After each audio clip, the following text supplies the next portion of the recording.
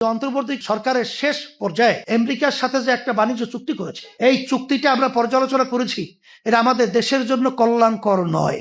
এটা আমাদের দেশের জন্য এক কথায় গোলামির একটা ভাষায় আমি বলবো চরিত্র প্রকাশিত হয়েছে। আমরা এটা দ্ব্যর্থহীন কণ্ঠে এই চুক্তিকে আমরা বলবো সংসদে বর্তমান সরকার যারা রয়েছেন, বিরোধী দল রয়েছে, গুরুত্ব সহকারে এটা আপনার আলোচনায় নিয়ে এসে আপনারা এটা সুন্দর দেশের স্বার্থের ব্যাপারে লক্ষ্য রেখে তারপর আপনারা যে কোনো দেশের সাথে আপনারা চুক্তি করতে পারেন, কিন্তু আমাদের দেশকে আগে অগ্রাধিকার দিতে হবে।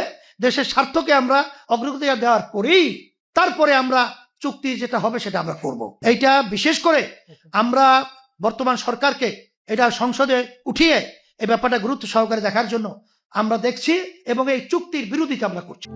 প্রবাসীদের জন্য নির্মাণ হচ্ছে দেশের প্রথম স্মার্ট সিটি, যেখানে থাকছে স্কুল, মসজিদ, হাসপাতাল, সুইমিং পুল, হেলিপ্যাড, পাঠাগার, জিম, সুপারমার্কেট, শিশু পার্ক সহ সকল নাগরিক সুবিধা।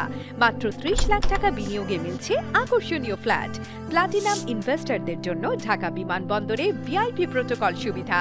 বিস্তারিত জানতে যোগাযোগ করুন স্ক্রিনে দেয়া হোয়াটসঅ্যাপ অথবা ইমো নাম্বারে।